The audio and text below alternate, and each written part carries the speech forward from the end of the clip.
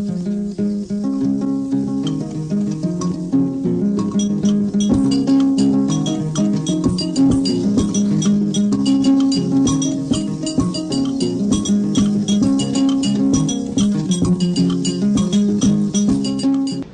auditeurs et téléspectateurs de la radio et télévision centrafricaine, ce nous rejoint maintenant à partir des bouquets satellitaires Canal+, et StarTime. Soyez les bienvenus dans cette émission consacrée exclusivement aux membres du gouvernement intitulée Parole au gouvernement, laquelle émission offre l'opportunité à chaque chef de département de présenter son bilan à mi-parcours. Aujourd'hui, dans le cadre de cette émission, nous recevons le ministre en charge du secrétariat général du gouvernement, M. Maxime Bala-Loufoudo. Et déjà, Excellence, bonjour.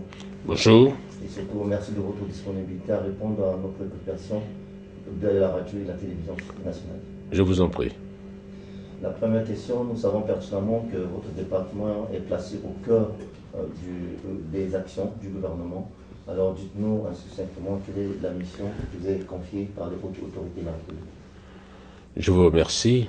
Vous savez, conformément au décret, l'article 1er du décret 18.085 du 10 avril 2018, portant organisation et fonctionnement du ministère en charge du secrétaire général du gouvernement, qui fixe les attributions du ministre, mon département a pour mission essentielle de coordonner le travail gouvernemental.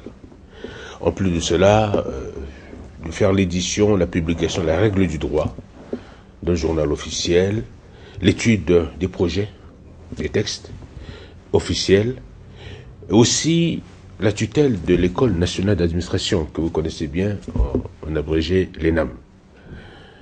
Et mon département est un département charnière, vous l'avez dit, puisque nous faisons la coordination. C'est nous qui préparons, nous sommes les conseillers juridiques de l'État, du gouvernement, tous les textes, toutes les activités du gouvernement, c'est nous qui les préparons, nous les coordonnons et nous les soumettons en réunion de conseil de cabinet et en réunion de conseil de ministre pour décision. Voilà globalement comment s'articule le travail que nous faisons au niveau du secrétaire général du gouvernement. Merci Excellence pour cet éclairage en ce qui concerne la mission que vous avez assignée par les hautes autorités de la République. Nous savons également que dès la mise en place du gouvernement, le premier ministre chef du gouvernement vous a adressé une lettre de mission. Pour nos téléspectateurs et nos auditeurs, qu'est-ce qu'on peut retenir du contenu de cette lettre de mission? Comme vous l'avez dit, après la déclaration de politique générale de son Excellence, Monsieur le Premier ministre chef du gouvernement, qui a été massivement voté par les députés de la nation, le Premier ministre a instruit les différents membres du gouvernement à travers d'une lettre de mission. C'est lettre de mission qui nous oriente de manière classique et c'est de montrer quel est le rôle, quel est le travail que le secrétaire général du gouvernement doit faire. À cet effet, Monsieur le Premier ministre m'a instruit par la lettre de mission du 5 juin 2019 de mener des actions prioritaires suivantes. Et ces actions-là sont menées et les résultats sont attendus à court, moyen et long terme.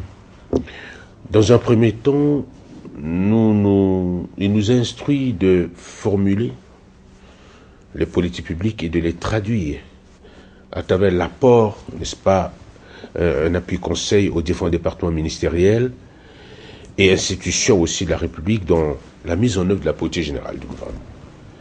Aussi, n'oubliez pas que nous avons le renforcement aussi de la communication autour des activités politiques du gouvernement. C'est pourquoi vous constatez, chaque week-end, vous avez la possibilité de suivre, n'est-ce pas, les activités du gouvernement à travers les comptes rendus des conseils de ministres. Et aussi de réinstaurer, n'est-ce pas, au niveau de l'ENAM, les concours d'entrée pour toutes les filières.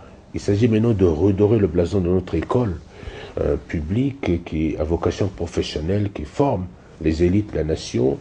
Nous allons travailler pour réviser le curriculum aussi, ce que nous a demandé, ainsi que le profil des enseignants qui sont recrutés au niveau de cette école. Deuxièmement, nous assurons le suivi et l'évaluation de ces politiques publiques ainsi que leur mise en œuvre. Qu'est-ce que cela signifie en réalité? Il s'agit d'évaluer non seulement la mise en œuvre de cette politique, mais de mesurer son impact.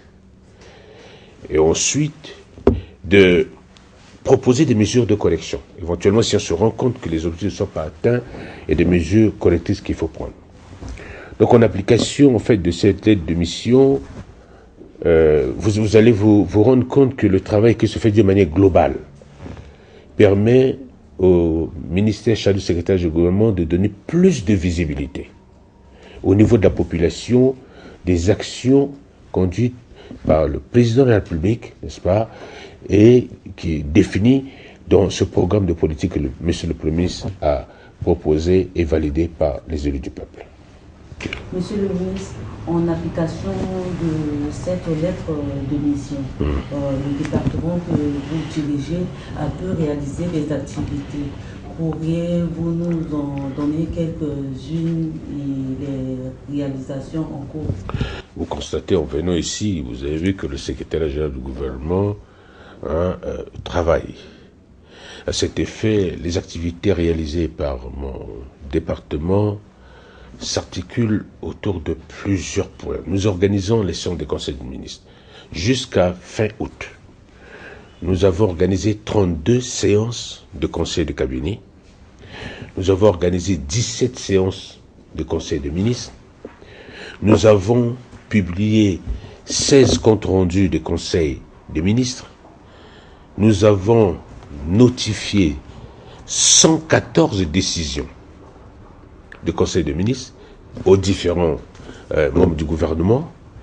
Nous avons aussi notifié des notes de rappel au conseil de cabinet. Ces notes de rappel, c'est lorsque, au niveau du conseil de cabinet, il y a des décisions qui sont prises en interministériel, où le chef du gouvernement demande au ministre de retravailler des dossiers, pour des compléments d'information, et de les clarifier. Nous faisons les notifications sous forme de rappel, afin que les ministres fassent ce travail et renvoient les dossiers au conseil de cabinet. Nous avons aussi élaboré 34 matrices de suivi de l'exécution des décisions, n'est-ce pas, des conseils de ministres. Et ces matrices-là, nous les envoyons aux membres du gouvernement aussi, qui doivent répondre au niveau de l'exécution des décisions et des orientations qui sont prises. Tout ça rentre dans le cadre de l'organisation du travail gouvernemental de manière efficiente et efficace.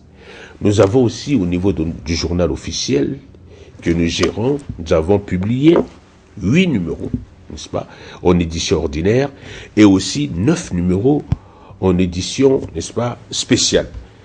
Et je vous dis encore, puisque c'est nous, au niveau secrétaire général du gouvernement, qui délivrons les ordres de mission, ainsi que les autorisations de sortie. Je dis à ce niveau-là, nous avons délivré jusqu'à fin août, ça je peux vous le dire, 890 ordres de mission et autorisations de sortie. Quand je dis 890, à l'intérieur, vous avez 614 ordres de mission à l'extérieur qui sont prises en charge par les organisateurs. C'est-à-dire qu'il y a des missions qui, soit c'est les institutions internationales qui payent, ou ceux qui invitent, n'est-ce pas, les autorités ou les cadres qui vont en formation, c'est eux qui prennent en charge. Et nous avons 156 ordres de mission qui sont pris en charge sur le budget national. Et nous avons aussi 29 ordres de mission à l'intérieur du pays pour des activités à l'intérieur et 61 autorisations de sortie. Vous voyez, c'est pour vous montrer un peu le travail qui se fait au niveau du secrétaire général du gouvernement, l'organisation des fêtes officielles. Vous le constatez, les manifestations publiques, c'est du ressort du secrétaire général du gouvernement à travers le comité national des fêtes. Vous avez constaté, depuis que son excellence monsieur le Premier ministre, chef du gouvernement, est arrivé au mois de mars, vous avez constaté que le 29 mars, nous avons célébré le 60e anniversaire du décès du président Barthélemy Bokanda. Nous avons organisé aussi le 3e anniversaire de l'investiture du président de la République, chef de l'État, le 30 mars. Nous avons aussi organisé la fête de travail, vous avez constaté. Nous avons organisé le 59e anniversaire, n'est-ce pas, de notre indépendance que nous avons organisée. Nous avons aussi organisé la cérémonie au niveau de l'inauguration de la station Tradex, n'est-ce pas, à Damara. Oui, toutes ces activités que nous avons organisées. Aussi, je tiens à vous rappeler que dans le cadre des réformes que nous avons entreprises, nous avons proposé au Conseil des ministres la modification du règlement intérieur qui date de plus de 22 ans. On a un nouveau règlement intérieur du Conseil des ministres qui a été validé par décret 19.145 du 16 mai 2019. Tout ça rentre dans la réforme pour améliorer l'efficacité du travail gouvernemental, améliorer la discipline républicaine, pour que la fonction ministérielle, qui est une fonction clé, doit être assumée dans le respect, n'est-ce pas, des règles qui gouvernent l'État. Donc ça, c'est important.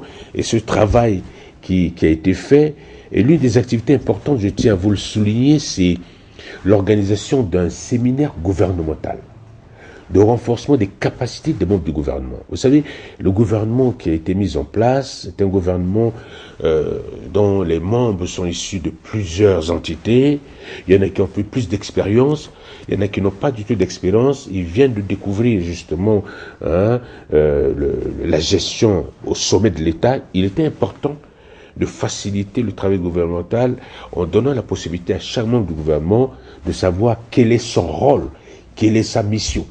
C'est pourquoi le gouvernement, avec l'appui des partenaires dont je remercie ici, ont aidé à financer du 27 au 29 juin 2019 à l'hôtel Ubangui ce séminaire de renforcement de capacité.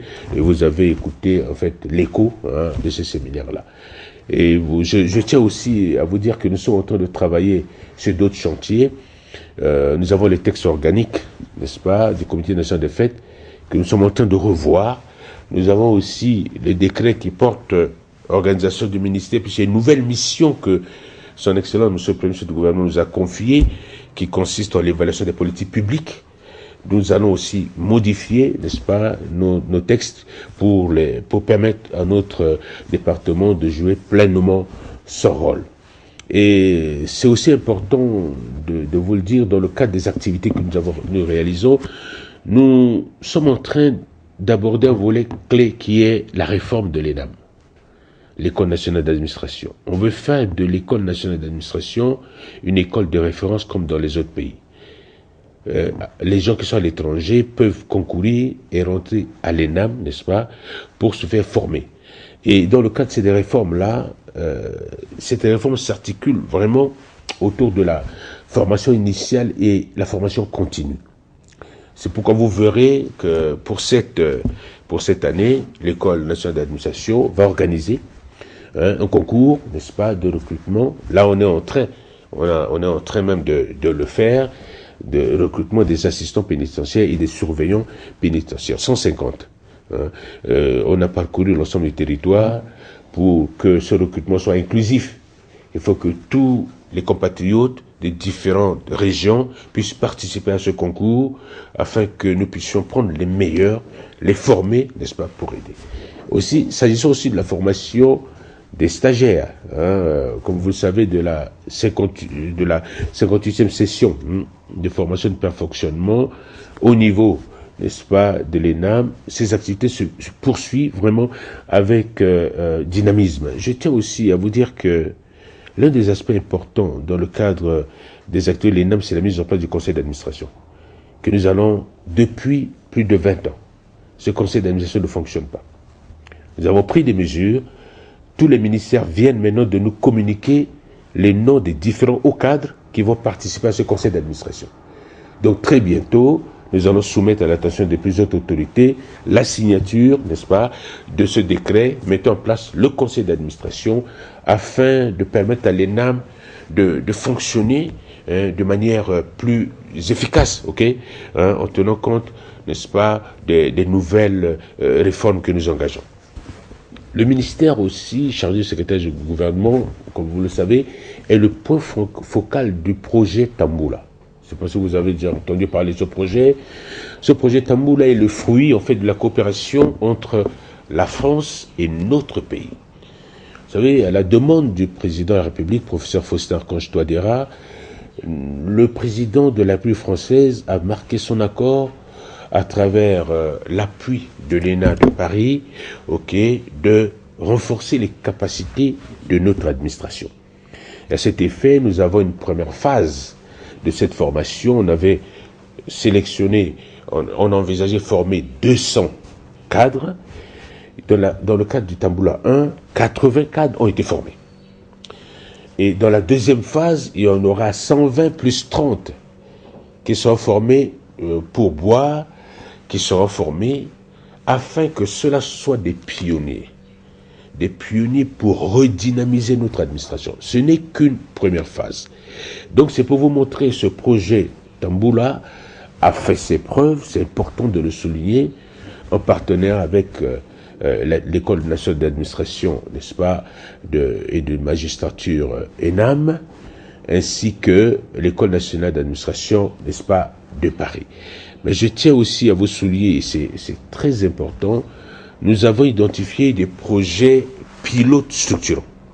Dans le cadre de la première phase, ces projets vont entrer maintenant, n'est-ce pas, dans leur mise en œuvre. Et avec les partenaires techniques et financiers qui vont appuyés par l'équipe de l'ENA de Paris.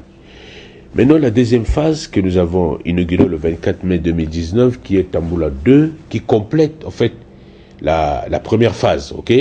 Cette deuxième phase, vous verrez, ça va nous permettre, dans un premier temps, de pouvoir capitaliser les acquis de la première phase de formation. Vous savez, notre administration est malade du fait de l'absence de formation. Pour que l'administration soit plus crédible, efficace et compétente, il faut absolument qu'il y ait des cadres bien formés. C'est pourquoi la nécessité, et c'est ça le cheval de bataille chef de l'État, il veut une administration efficace, compétente, au service du développement. C'est pourquoi la mission nous est donnée de faire de telle sorte que ces élites soient formées, ces élites soient renforcées. Et ce travail que nous faisons en mettant en œuvre cette formation pour 200 bénéficiaires, et nous aurons 230 dans le cadre du programme que nous avons mis en place. Voilà globalement le travail qui se fait au niveau du ministère en termes de résultats à mi-parcours jusqu'à maintenant au niveau du secrétaire général du gouvernement. Mais monsieur le ministre, dans l'accomplissement de votre tâche, vous avez rencontré des difficultés. Lesquelles? Bon, vous savez, je tiens à vous dire quelque chose. Les difficultés ne manquent pas. Notre pays connaît des difficultés. Mais ces difficultés ne représentent pas un frein, compte tenu de la volonté que nous avons de travailler, quelles que soient, n'est-ce pas, les limites de nos actions. Je tiens à vous préciser que vous avez constaté, nous avons réhabilité sur nos propres ressources avec peu de moyens, nous avons créé les conditions pour que nos fonctionnaires de l'État qui travaillent ici travaillent dans les bonnes conditions. Mais le bâtiment est étroit. L'exiguïté vraiment du bâtiment ne permet pas de satisfaire tout le monde. On est obligé de voir, il y a plusieurs hauts cadres qui sont dans le même bureau, il y a ça. Nous avons un projet de construction de l'annexe que nous allons continuer à travailler pour permettre de désengorger, n'est-ce pas, notre département qui est un peu exigu. Aussi, vous allez être surpris, mais nous n'avons aucun moyen roulant. Ça, c'est une réalité. En dehors de la voiture de commandement de ministre, mes cadres se battent alors que nous sommes en mouvement. C'est une structure qui est en mouvement, mais les moyens nous manquent. On n'a pas de moyens roulants. Ça, c'est l'une des difficultés. Et aussi, la particularité, je tiens à vous le souligner, c'est que ce ministère, les gens ne se rendent pas compte, mais les gens travaillent au-delà des heures. Parfois, ils sortent à 20 heures. Parfois au-delà. Nous, les services des autres missions fonctionnent 24 heures sur 24. Ils peuvent revenir à n'importe quelle heure s'il y a des urgences. Vous imaginez? Je plaide toujours, je continuerai à plaider auprès des plus hautes autorités pour qu'on qu'on essaie d'améliorer aussi les conditions, n'est-ce pas, du personnel compte tenu de la particularité du travail qu'ils font. Voilà les quelques difficultés qui, pour moi, ne nous empêchent pas d'avancer. Et nous avançons positivement, madame. Oui. Monsieur le ministre, nous nous approchons de la fête du 1er décembre 2019. En votre qualité de président du comité national des fêtes, dites-nous quelles sont les dispositions déjà prises pour la réussite de cette fête. Oui, vous avez tout dit. Le 1er décembre 2019 va revêtir un caractère particulier. Ça, vous avez raison. Et puisque le secrétaire général du gouvernement, moi-même, je suis le président du comité national des fêtes, bientôt, nous allons démarrer les entraînements de défilé. Il va y avoir une première réunion, n'est-ce pas, du comité national des fêtes avec tous les acteurs qui concourent. Nous avons déjà redéfini, nous savons déjà ce que nous voulons dans le cadre des préparatifs. Et ensemble, on va recréer, n'est-ce pas, cet esprit de notre président fondateur, c'est-à-dire l'unité de notre pays. Et la paix, la fraternité. Ça, ce 1er décembre va permettre de créer un déclic. Et comme le président, il le dit, lui veut que son pays soit uni. Il veut que les Centrafricains soient unis. Et nous travaillons justement à travers le comité national de fête pour que les Centrafricains se sentent heureux. Il faut que les Centrafricains ne pensent pas seulement à leurs problèmes, non. Il faut qu'ils aient la conviction qu'ils vont changer les choses.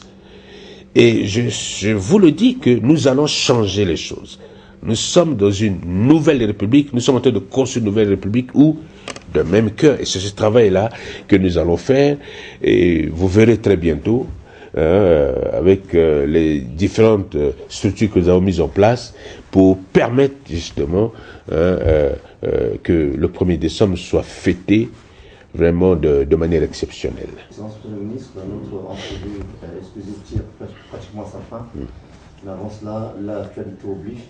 L'accord de paix signé, l'accord de Khartoum, l'accord de paix pour la réconciliation négocié et paraphé à Khartoum, puis signé le 6 février dernier à Bangui, reste la ligne pour voir du retour définitif de la paix en République centrafricaine.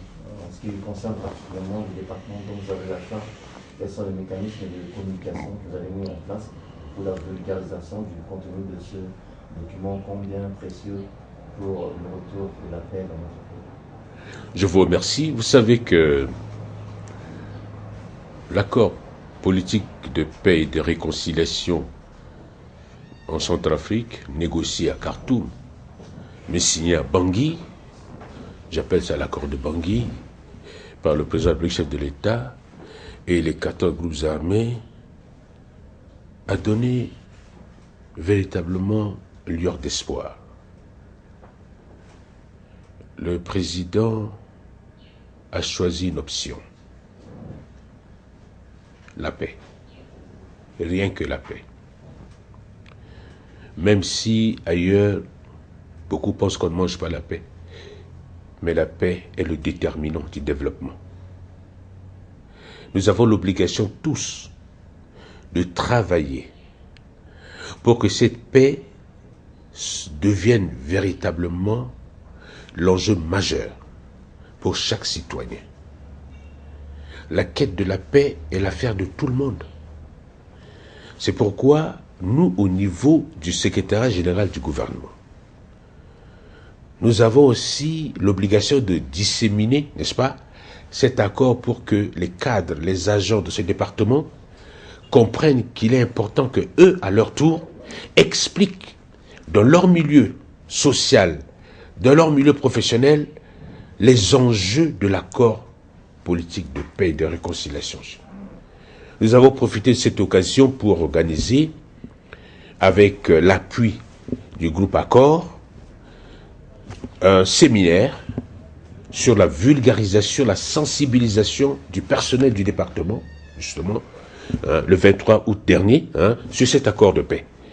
C'est pour vous montrer notre participation.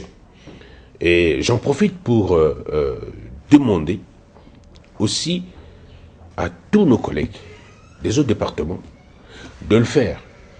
Chacun doit être un vecteur de la paix. Ce n'est que par ce moyen que nous pouvons soutenir efficacement les actions du chef de l'État, soutenir cette vision qui conditionne le développement de notre pays. Excellence, merci une fois de plus de votre disponibilité à répondre à nos préoccupations.